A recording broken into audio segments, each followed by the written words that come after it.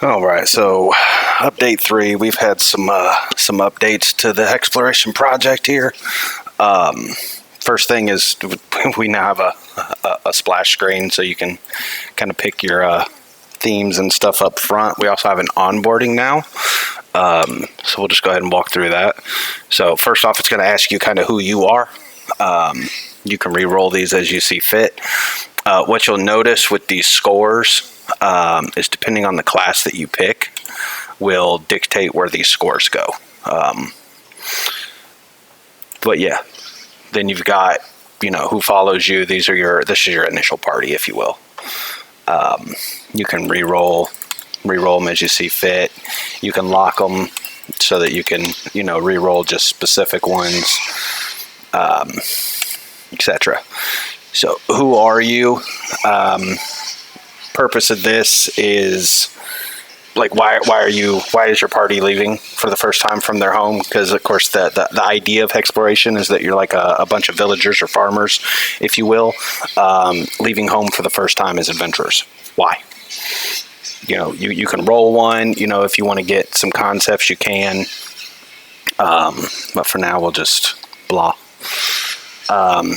Who knows you from where you're at, from your home. Again, you can roll NPCs, you can do all that, you can get help on kind of what these things mean. But the idea is so that you already have some NPCs to later roll against with world pressure and things of those natures. This is going to give you a quick little rundown of kind of where you're starting. As always, you start in Landover. But it kind of tells you a little bit about it and what the surrounding area looks like. These are the things that you're actually generating. Also with, some more info. Also kind of how the map works, how time works, encounters, the oracles, ledgers, etc., etc. Form your party. Takes you here. Kind of tells you how the system works. In particular, you now get pop-ups that tell you why you're being stopped. And this is just WASD, by the way. Well, QWEASD, so QWEASD. For moving around, space to rest or whatever, you can open up your panels over here on the side so they're not in your face anymore. You can still select things to get info. You can still hover. But you'll also notice now you can move the map around. Now, when you... Let me load one of these. So when we load up a much larger map, it starts to make why you need to be able to move around and see stuff. You can also get more info on the things that you've selected by coming in here. It's also now all editable, so you can actually edit any of the information on any hex now. You can also add stuff to locations if you wish. We're just south here. If I wanted to, I could add a place. Yeah, we'll make it a settlement. Call it Chesterville, and go ahead and add a city here. Don't really care. If you leave this stuff blank, what it's going to do is generate that information from the normal stuff. So then when we save it, boom, we now have a city that's here. So yeah, that's how that works now. The world ledger has been kind of polished a little bit to kind of show more stuff and how these things are actually attaching to each other. Your world pressure stuff, the calendar, your travels, the actual places themselves, which again can be edited. You can also have it take you straight to it on the map if you want. But your characters now kind of store here. That way you can get a better sense of what's going on, what their current formation is,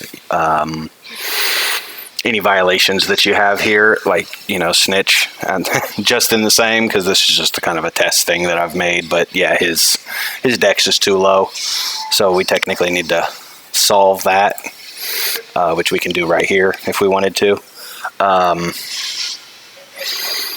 What else? Delving itself has gotten an upgrade. Obviously, you can see the whole map here. If you want, you can turn that off. so that you get that more traditional kind of feel. Character parties themselves, when they generate now, we can come in here, you know, obviously it's still handled at the table, but you can now roll the details. So this is the party that you actually ran across, does all their magic, does all their items, does all that fun stuff for you. We can then save it, boom, we're good. We've also got our treasures being rolled. If you get a special treasure, you can pass or fail that, which will then, of course, unlock the additional treasure.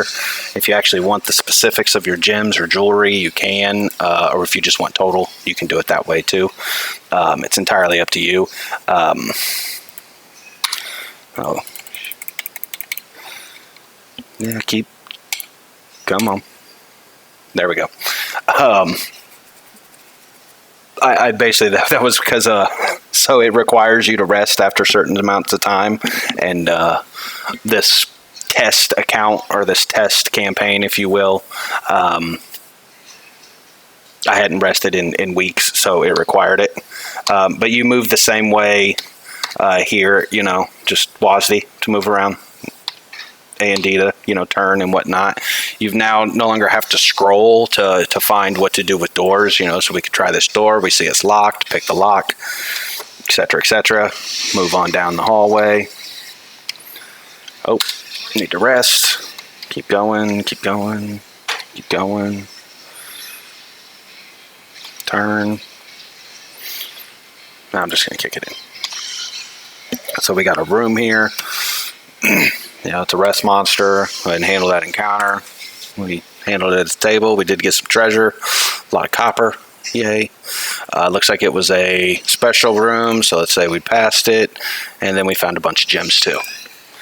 I can explain more about those systems, but you know, for now, I'm just trying to show the general, if you will, about how these things work. Looks like we're low on light, so let's go ahead and light us another torch, kick the door in, etc., etc. So that's how that's now been done. Calendar itself, I think I already showed this. But yeah, it's an actual calendar now. Recruitment still works generally the same. So these are slightly different in how they, or what they roll, but you know, you can generate a bunch of villagers, you know, here they are, except the ones you want to keep. The way it basically works is village can only be fighters, clerics, thieves, and magic users, and it just does 3d6 straight down the line to dictate which is which. And basically, yeah, they're could be good, but generally they're pretty mediocre or average. Town does 46, drop the lowest. City uses basically the UA system. For those that have looked back in the back of the UA, so you basically choose the class that you're recruiting, and then roll, and it actually does significantly higher rolls. Obviously, I don't have mechanics yet for, you know, time it takes to recruit and gold cost for, you know, whatever. But those things will be coming. You can kind of get what you want when you go to a city to recruit, is the idea, but it'll take more time, and it also costs you a lot more gold as compared to just going to some village and hiring up some farmers. They're much faster, but they're meh. But if anybody, you know, remembers, it's always the 13 intelligence magic user that actually makes it to high levels. It's never the 18. He dies in the first combat. But yeah, so those are some of the changes that have come along. The biggest one obviously being that you can now move the map around. Now, if you come in here and you notice there's no WASD or any of that stuff, so that's still part of Compass, at least for now. So we can just go to Compass to turn it on. Now, if you're moving the map around and then you want to snap back, you can just hit space or just any button to try to move, and it'll snap you back to the party. But yeah, that's Hexploration.